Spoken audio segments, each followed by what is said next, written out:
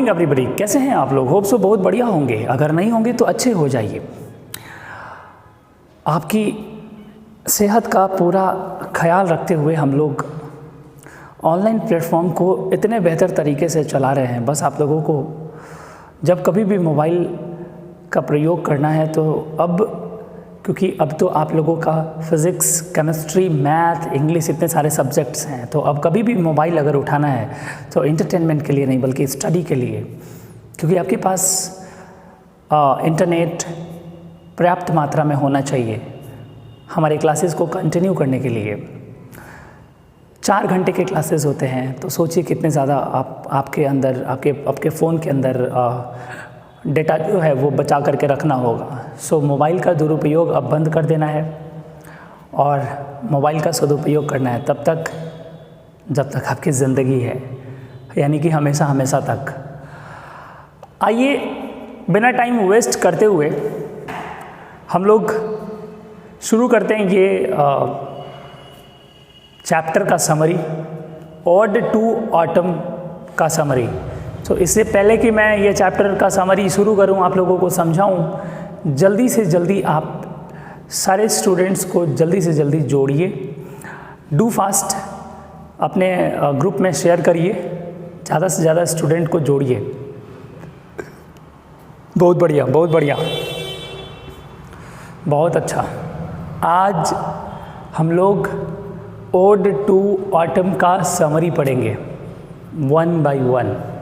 सो जल्दी जोड़िए सारे लोगों को। गुड मॉर्निंग सबको, good morning, good morning, good morning, good evening, good evening, good evening, good afternoon, good afternoon, good afternoon, नमस्ते, अस्सलाम वालेकुम, सत श्री अकाल। बहुत बढ़िया होंगे आप लोग। चलिए जोड़िए जल्दी जल्दी, सबको जोड़िए जल्दी जल्दी। ओके, तो शुरू करते हैं हम लोग ये क्लास। ओड टू ऑटम, मैंने आप लोगों को ये चैप्टर पढ़ा दिया है मेरे यूट्यूब चैनल लेंगा इंग्लिश क्लासेस पर। ओड टू ऑटम का पार्ट 1, पार्ट 2, पार्ट 3, और ये जो अभी वीडियो ये अभी ख़त्म होने के बाद अपलोड कर दूंगा, अपलोड हो जाएगा आपके यूट्यूब चैनल पे, और ये होगा हमारा पार्ट 4। तो पार्ट 1, पार्ट 2 और पार्ट 3 में मैंने किताब के चैप्टर को पढ़ाया है, और पार्ट 4 में समरी, क्वेश्चन आंसर और ऑब्जेक्टिव्स आपको बताए जाएंगे। तो आइए शुरू करते हैं हम लोग इस चैप्टर के समरी का। सबसे पहला line, the poem ode to autumn is composed by John Keats. बताइए इसका मतलब क्या हुआ? इसका हिंदी जल्दी नीचे कमेंट बॉक्स में बताइए, इसका मतलब क्या हुआ? Do fast.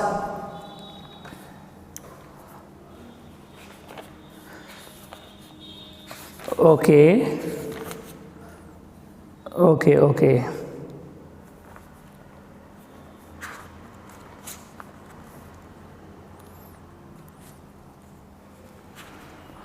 The poem ode to autumn is composed by John Keats. बहुत बढ़िया, बहुत बढ़िया। The poem ode to autumn is composed by John Keats. यह poem ode to autumn John Keats के द्वारा कंपोज किया गया है। जॉन किट्स के द्वारा कंपोज किया गया है। गुड, बहुत बढ़िया। यह कविता ओड टू ऑटम, बहुत सुंदर, बहुत सुंदर। यह कविता ode to autumn John Keats के द्वारा कंपोज किया गया है। He is well known for his romantic poetry. वह रोमांटिक पोएट्री लिखने के लिए बहुत ज़्यादा माहिर खिलाड़ी थे। वो वेल नोन, वे जाने जाते थे फॉर हिज रोमांटिक पोएट्री। वह अपने रोमांटिक कविताओं के लिए बहुत ज़्यादा फेमस थे, जाने जाते हैं। He was born in England in 1795। यहाँ पर देखिए 1795 होगा। 1795 में उनका जन्म हुआ और 1821 में उनकी मृत्यु हो गई। एक एक चीज़ को देखते जाइएगा। ही इज़ ओड, यानी कि उनका संगीतबद्ध कविता ode to autumn is an ode of season. उनका जो कविता है, एक एक लाइन मैं बता रहा हूँ, उनका जो कविता है ode to autumn is an ode of season. यह जो कविता है सीजन का कविता है। सीजन का मतलब समझ रहे हैं? यह कविता मौसम से रिलेटेड है, ऋतुओं से रिलेटेड है, सीजन से रिलेटेड है। इन हिज फर्स्ट स्टेंजा, इस कविता का पहला स्टेंजा में John Keats try to draw the attention of the readers towards excellency of autumn season.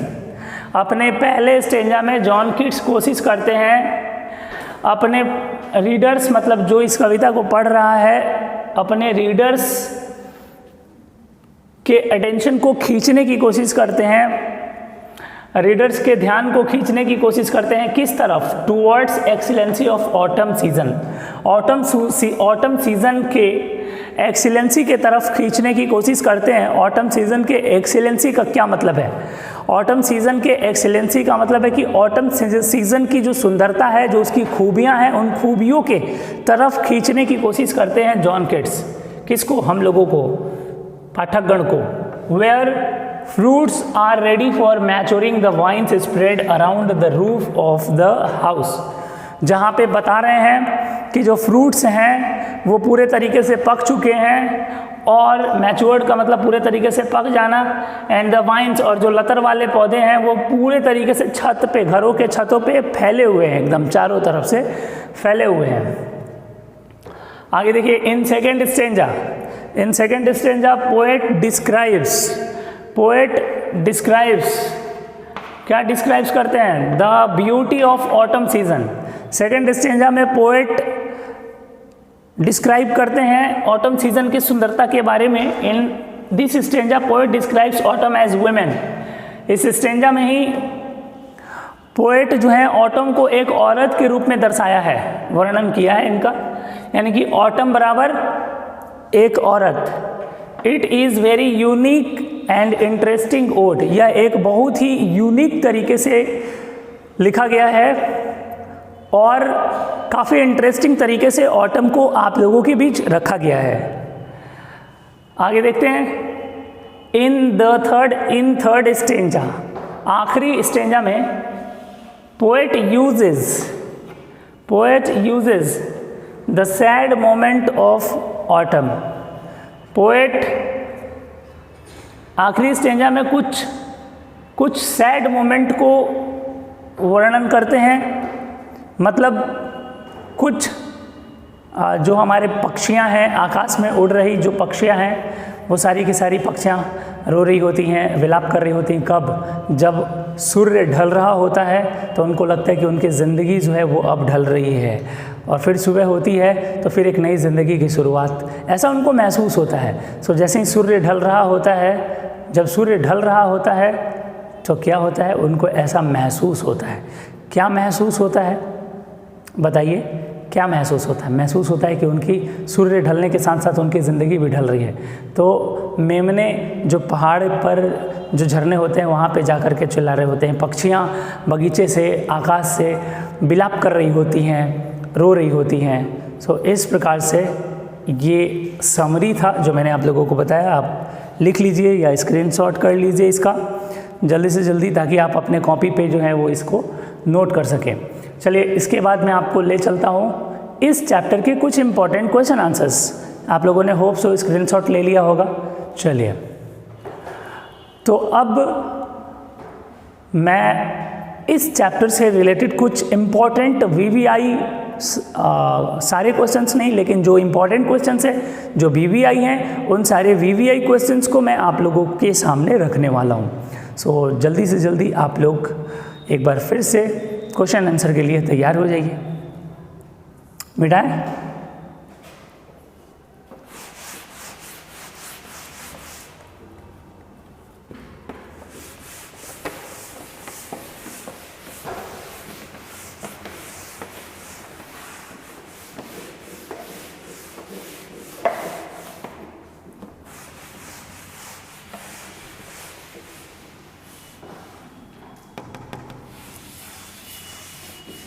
Objective यानी कि ऑड टू ऑटमन के ऑब्जेक्टिव्स को हम लोग देखते हैं। ऑड टू ऑटम जो ये चैप्टर मैंने आप लोगों को पढ़ाया था, इसके ऑब्जेक्टिव्स मुझे नहीं लगता कि आप लोगों को रिमेंबर करना पड़ा होगा। अभी मैं आप लोगों से ऑब्जेक्टिव पूछूंगा और आप लोग नीचे कमेंट बॉक्स में इसका जवाब देते जाइएगा। मैं तो इसका जवाब दूंगा ही, आप लोग भी इसका जवाब नीचे कमेंट बॉक्स में देते जाइए। Question number 1, ode to autumn is written by. Ode to autumn किसके द्वारा लिखा गया है? John Donne, John Keats, Kamala Das या टी.एस. एलियट? तो आपका सही जवाब क्या होना चाहिए? आपका सही जवाब होना चाहिए जॉन कीट्स। आपका सही जवाब क्या है? John Keats. Second, Twitter in the sky. चलिए नीचे कमेंट बॉक्स में जल्दी से जल्दी आंसर दीजिए। Fill in the blanks, twitter in the sky. ये आखिरी स्टेंजा का लास्ट लाइन है कि आकाश में ट्विटरिंग करने लगते हैं, तो उसमें क्या था? ईगल्स, कौन से पक्षी का नाम था? ईगल का नाम था, फ्लावर्स का था, काइट्स का था या स्वेलो का था? तो स्वेलोस का था। बहुत बढ़िया, बहुत अच्छा जवाब। C option is the right answer, swallow is the right answer. चलिए अगला देखते हैं हम लोग। क्वेश्चन नंबर 3, नीचे दीजिए आप लोग अपने कमेंट बॉक्स में सही जवाब। Autumn is a close friend of the maturing. Maturing क्या? Autumn is a close friend of maturing क्या? आगे में क्या होगा? मैच्योरिंग। ऑटम बहुत गहरा दोस्त है किसका? पता चल गया होगा मुझे लगता है आप लोगों को। बहुत सुंदर, बहुत सुंदर, बहुत सुंदर जवाब, सन का। तो सही आंसर होगा मैच्योरिंग सन। इसका सही आंसर होगा सी और इसका सही आंसर होगा बी। चलिए क्वेश्चन नंबर 4 देखते हैं। The first poem of John Keats was. John Keats का सबसे पहला पोएम क्या था?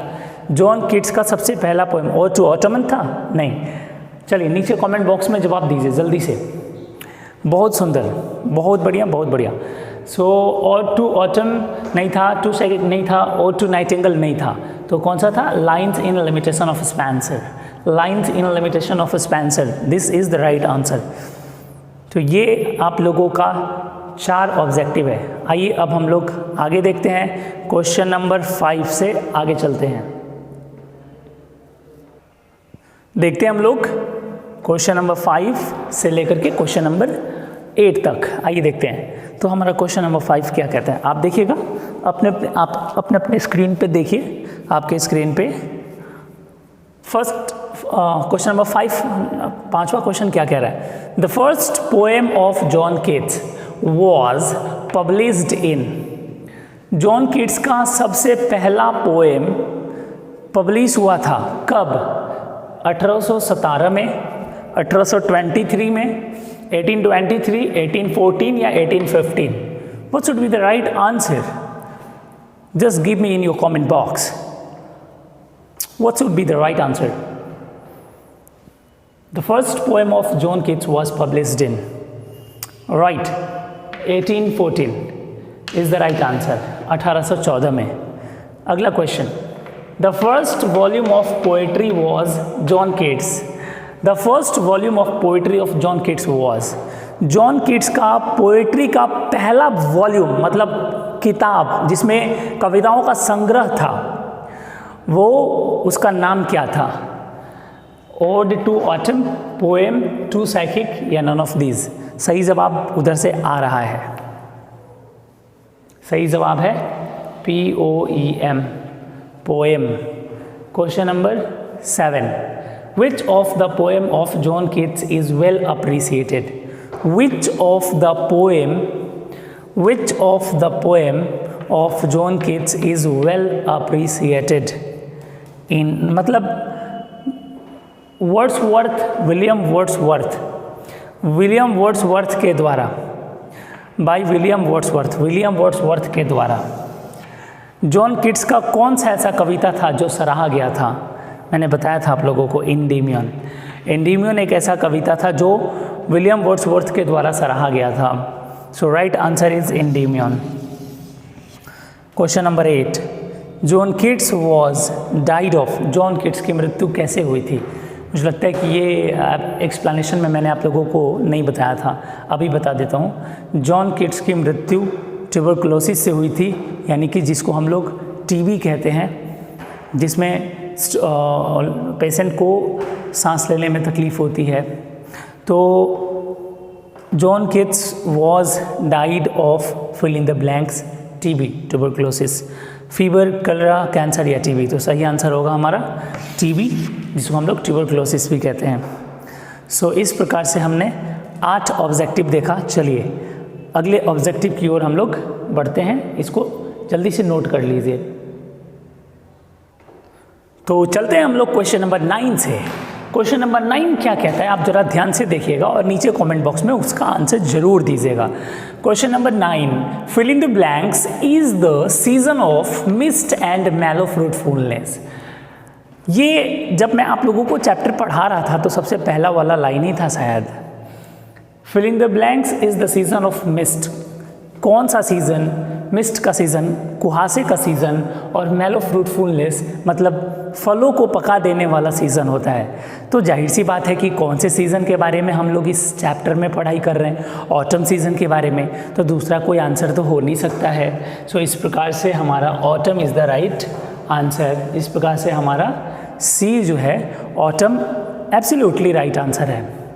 अब हम लोग चलते हैं question number next, question number 10, and fill all fruits with ripeness to the fill in the blanks। फलों को पका देता है, फलों में मिठास भर देता है, फलों को पका देता है। कहाँ तक पकाता है? फलों के सरफेस, उसके कोर तक पका देता है, या उसके ऊपरी हिस्से को पकाता है, या इनमें से कोई नहीं, नन ऑफ दीज। तो मुझे तो लगता है कि फलों की गहराई तक, फलों के कोर तक पका देता है। सो इस प्रकार से हमारा B is the right answer. जी बिल्कुल, बहुत सारे स्टूडेंट्स का सही आंसर है core. 11, fill in the blanks, seeds.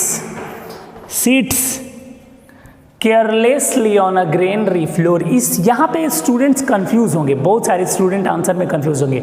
मैं देखना चाहता हूँ कमेंट बॉक्स में, जरा कमेंट कीजिए इसका answer. Fill in the blanks, seeds carelessly on a granary floor. Granary floor जहाँ पे अनाज रखा होता है, जैसे कहीं भी, जैसे खलिहान वगैरह में अनाज रख दिया जाता है, काट करके उसा के अनाज जो है वो रख दिया जाता है। तो ग्रेनरी फ्लोर पर केयरलेसली बैठी है कौन? समर के बारे में बात हो रही है, या किसी लेडी के बारे में बात हो रही है, किसी ऑटम के बारे में, या किसी आदमी के बारे में? बहुत सारे लोगों का आंसर लेडी पे जा रहा होगा। क्यों?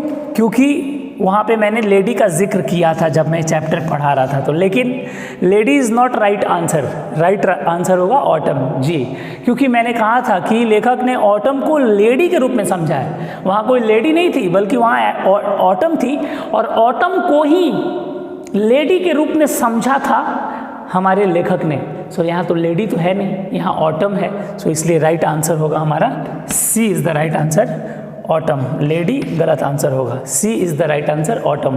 बहुत बढ़िया।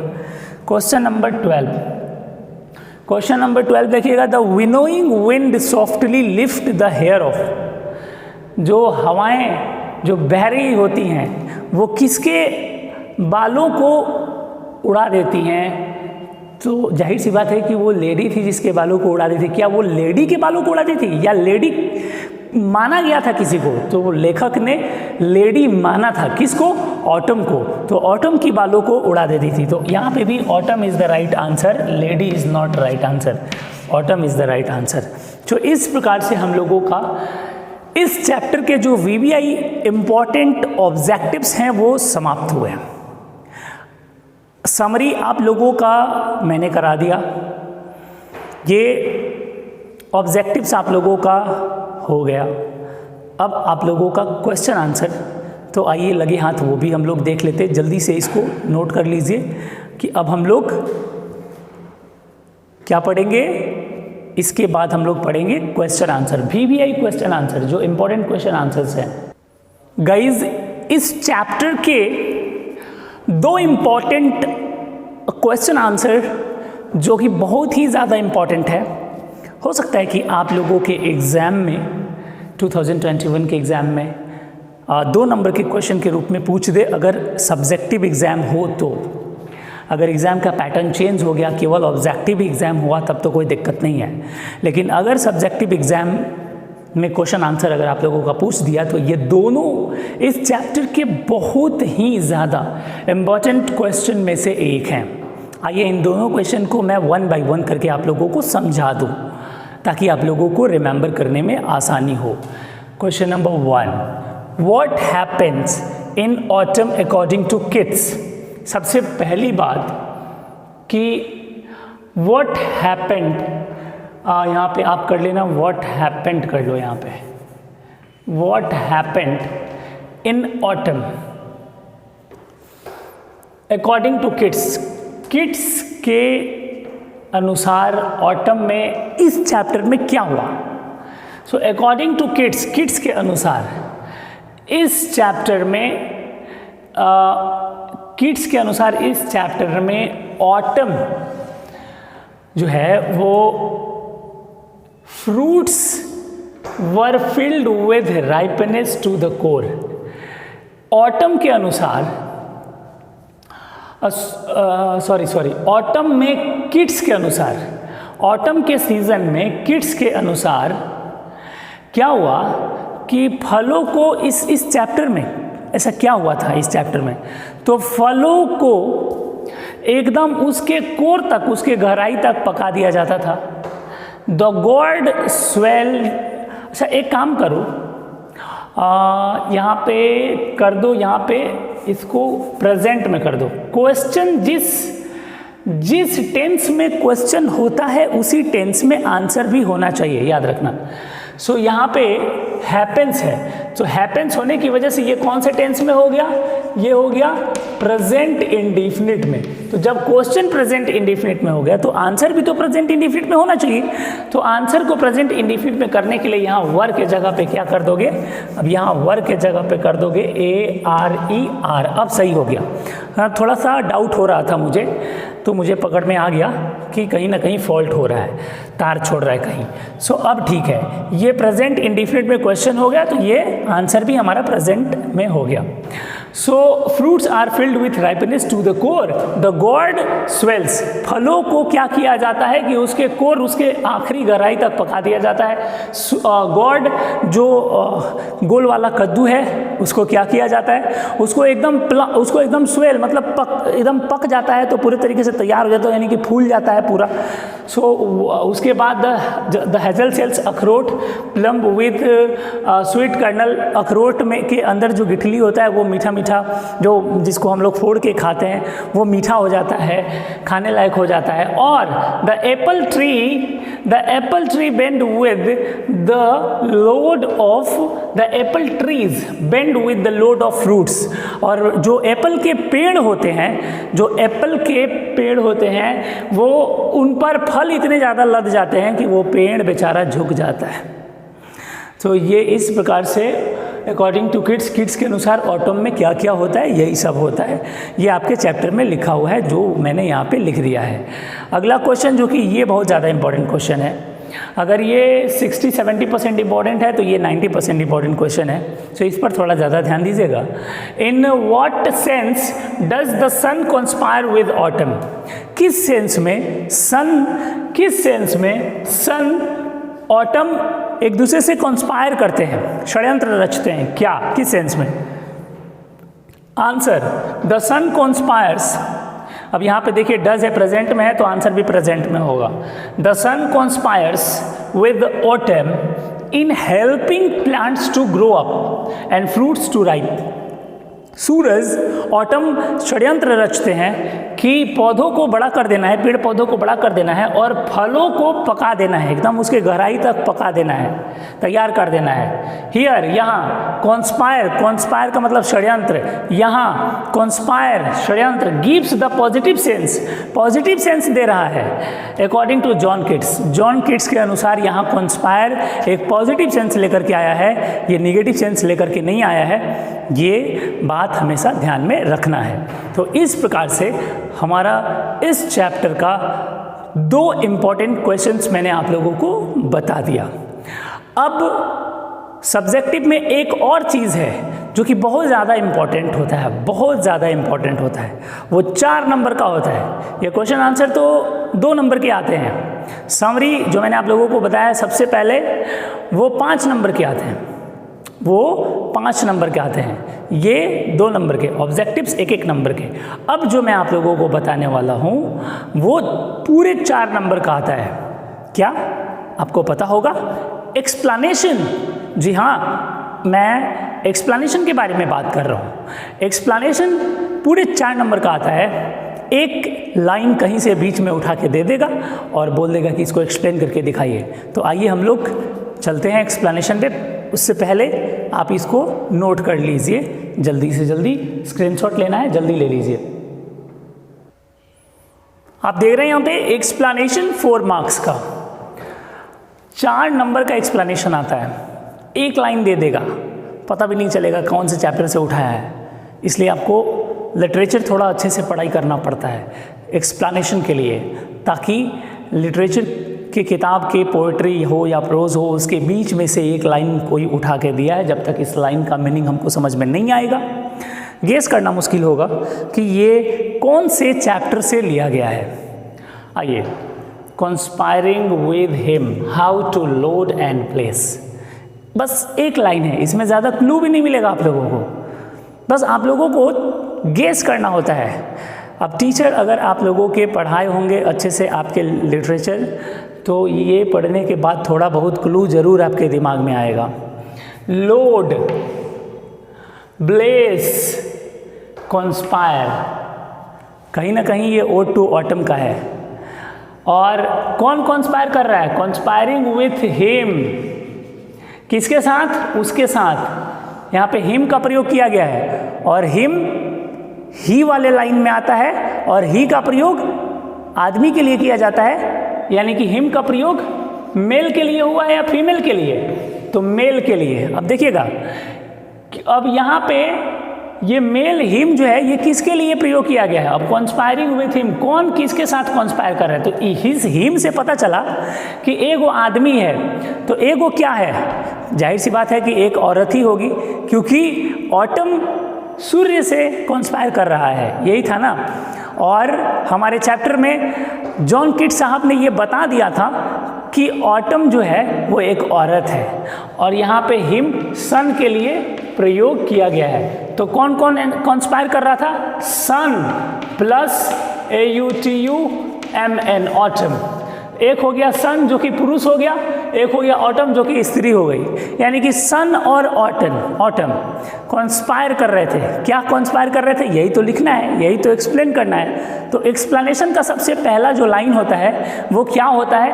एक्सप्लेनेशन का सबसे फर्स्ट लाइन क्या होता है? मैंने बहुत बार आप लोगों को बताया है कि this line has been taken from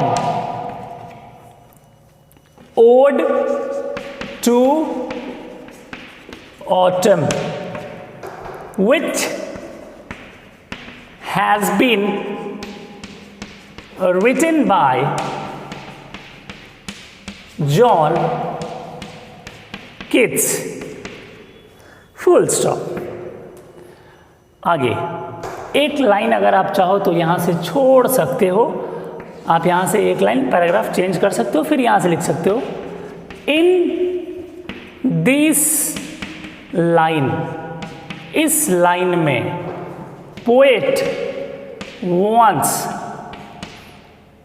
to clear, इस लाइन में कवि यह क्लियर करना चाहते हैं कि autumn conspires with sun in a positive way। इस लाइन में कवि यह क्लियर कर देना चाहते हैं कि ऑटम कॉन्स्पायर कर रही है, षड्यंत्र रच रही है, किसके साथ मिलकर? सूरज के साथ मिलकर। किस तरीके से? इन अ पॉजिटिव वे, मतलब अच्छे तरीके से। How to load and bless, full stop. अब यहाँ से हम आगे खींचेंगे, क्या खींचेंगे कि कॉन्स्पायर कर रही है ब्लेस, आशीर्वाद देने का। वे लोग conspire to bless fruits and trees, full stop. They bless trees to bend with fruits। अगर कोई फल का पेड़ है और उस पेड़ पर एक भी फल नहीं लगा हुआ है, यानी कि वो पेड़ जो है एक श्राप से ग्रसित ऐसा महसूस होता है। अगर कोई पेड़ फल का पेड़ है और उस पर लदालद भरा हुआ है फ्रूट्स से वह पेड़ झुका हुआ है, समझो कि वह कितना अच्छा लगता होगा उस पेड़ को देख करके, बहुत अच्छा लगता होगा। तो वही यहाँ पे ये कह रहे हैं कि वो लोग दोनों लोग मिलके कॉन्स्पायर कर रहे हैं पॉजिटिव वे में कि जो पेड़ है वो फलों से लद जाए, झुक जाए, इतना लद जाए कि झुक जाए वो पेड़। सो फलों से लादने का कॉन्स्पायर पॉजिटिव वे में कर रहे हैं। सो इस प्रकार से ये एक्सप्लेनेशन हो गया। सो गाइज, एक्सप्लेनेशन आता कहाँ से है? एक्सप्लेनेशन आता है आपके दिमाग से।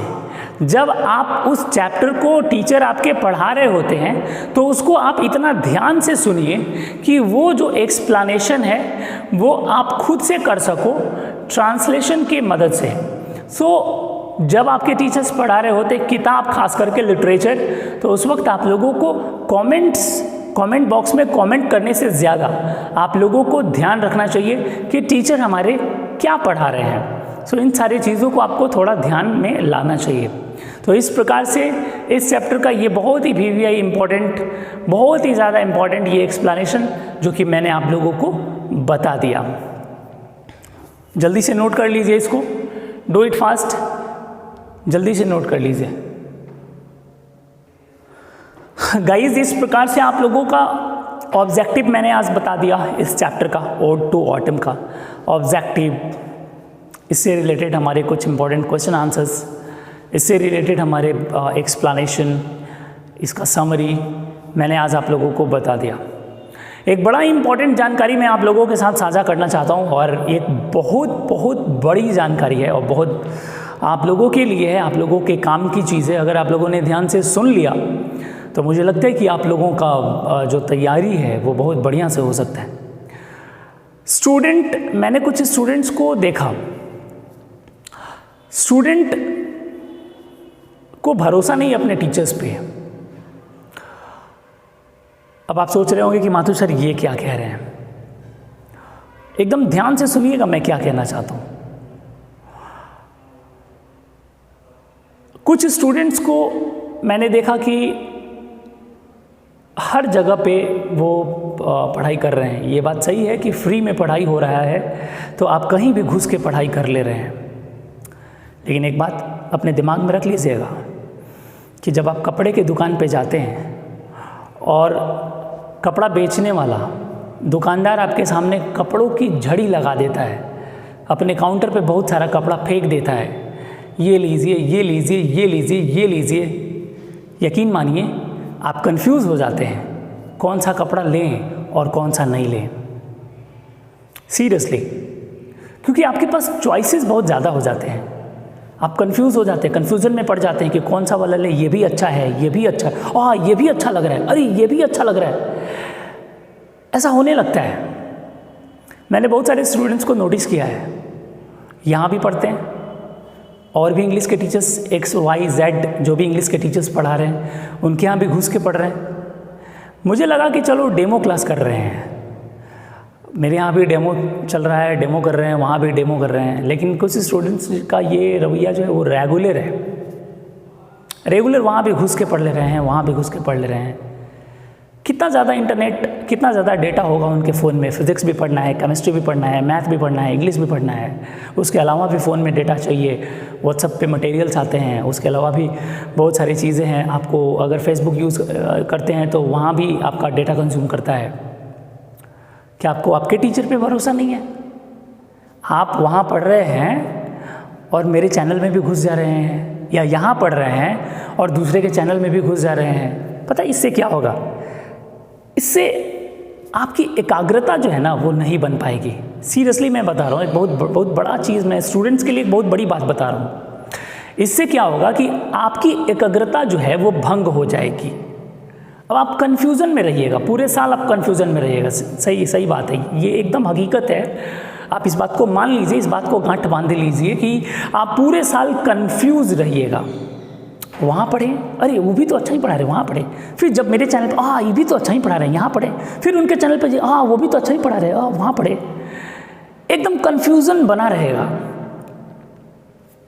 मैं ये नहीं कहता हूँ कि आप सिर्फ मेरे पास पढ़िए, लेकिन जहाँ भी पढ़िए रेगुलर पढ़िए। आप जहाँ भी इंग्लिश पढ़ रहे हैं, जहाँ भी फिज़िक्स पढ़ रहे हैं, जहाँ भी मैथ पढ़ रहे हैं, जहाँ भी केमिस्ट्री पढ़ रहे हैं, आप वहीं पढ़िए, रेगुलर रहिए। आज इनके यहाँ, फिर उनके यहाँ भी, फिर उनके यहाँ भी, फिर उनके यहाँ भी, हर जगह घुसने की कोशिश मत करिए। भरोसा रखिए, जिस टीचर के पास आप पढ़ाई कर रहे हैं उन पर भरोसा रखिए। कोई भी टीचर ख़राब नहीं होते, तो आप जहाँ भी पढ़ रहे हैं प्लीज़ आप उन पर भरोसा रखें। आपका उंगली अगर उन्होंने पकड़ा है तो आपकी नैया ज़रूर पार कराएंगे, आपको डूबने नहीं देंगे। टीचर हैं, कैसे डूबने दे सकते हैं हम आपको? मैंने आपका उंगली पकड़ लिया है ना, डूबने नहीं देंगे। मैं डूब जाऊंगा, आप मेरे ऊपर, और मैं आपको पार करा दूंगा, लेकिन आपको डूबने नहीं दूंगा। टीचर है ना, कैसे डूबने दे सकते हैं हम आपको? लेकिन आप ये जो इस नाव पे भी और इस नाव पे भी, उस नाव पे भी और उस नाव पे भी, फिर मैं खुद कंफ्यूज हो जाऊंगा, वो टीचर खुद कंफ्यूज हो जाएंगे। उनको लगेगा कि ये बचा लेंगे और इनको लगेगा कि वो बचा लेंगे। सीरियसली आप यकीन मानिए, जब आप डूबने लगिएगा ना तो उस टीचर को लगेगा कि अरे वो बचा लेंगे, और फिर मुझे लगेगा कि वो बचा लेंगे। तो फिर क्या होगा? इस चक्कर में ना मैं बचा पाऊंगा और ना वो बचा पाएंगे। फिर क्या होगा? डूब जाइएगा। बहुत बड़ा बात बोल दिए, समझ में नहीं आया होगा तो एक बार रिवर्स करके फिर से सुन लीजिएगा, पक्का समझ में आ जाएगा। जिस टीचर के पास हैं भरोसा करिए, उस टीचर के पास ऐसे भरोसा बना के जमे रहिए, आखिर तक नदी के उस छोर तक जरूर लेकर जाएंगे आपको। एक बहुत बड़ी बात मैं देख रहा था, स्टूडेंट्स काफ़ी ज़्यादा डिविएट हो रहे थे। उनका पढ़ाई कैसे हो रहा होगा, बहुत ज़्यादा दिक्कत हो रहा होगा उनको। डेमो की बात अलग होती है, डेमोन्स्ट्रेशन की बात अलग होती है कि अगर 2 दिन कर लिए, चेक करना था कर लिए, उनमें भी घुस के चेक करना था कर लिए, लेकिन रेगुलर ये बिल्कुल भी सही नहीं है। सो अब समय आ गया है अपने आप को स्टेबल करने का। कहीं एक जगह अपने आप को स्टेबल कर लो, भरोसा करके लास्ट तक ज़रूर जाएंगे हम लोग। Thank you very much, hope so मैं जो समझाना चाहता था आप लोगों को समझ में आ गया होगा। Thank you thank you thank you thank you very much. मिलते हैं हम लोग अगली क्लास में एक बहुत ही बड़ा टॉपिक के साथ, बॉम्बास्टिक, एकदम गर्दा टॉपिक के साथ, ज़बरदस्त टॉपिक के साथ, एक नई एनर्जी, एक नए ऊर्जा के साथ अगले टॉपिक पे मिलते हैं हम लोग अगली क्लास में, यानी कि कल इसी चैनल पे, इसी टाइम, इसी समय। हंसते रहिए, मुस्कुराते रहिए। Thank you very much.